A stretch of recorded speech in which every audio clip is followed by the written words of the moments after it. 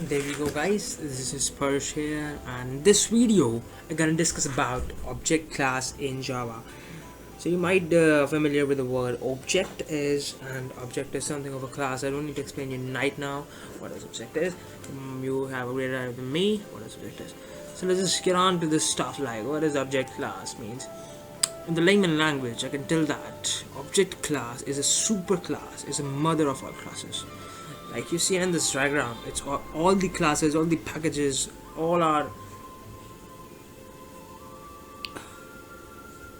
written in this object class only.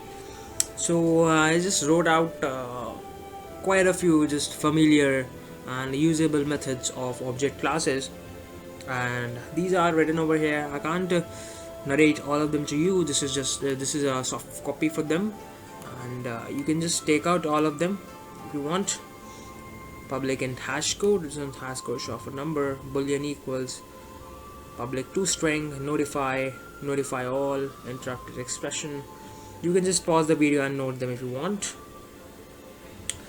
Now the small this object class is a small topic, and like this a small topic I'm going to discuss is object cloning in Java.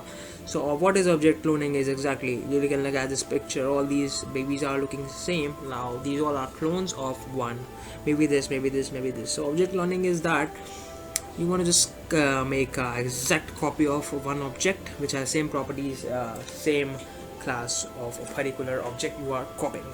So it is done by the method clone, and it is declared in the package java.lang.clonable class.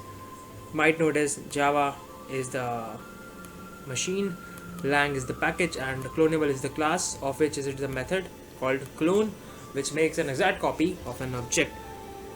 This is a particular example for that, but the examples contain a lot of much things that you've not studied yet, such as expression throws, exception that you've not studied yet. So this is a small introduction to what is object cloning is, and when you get to know what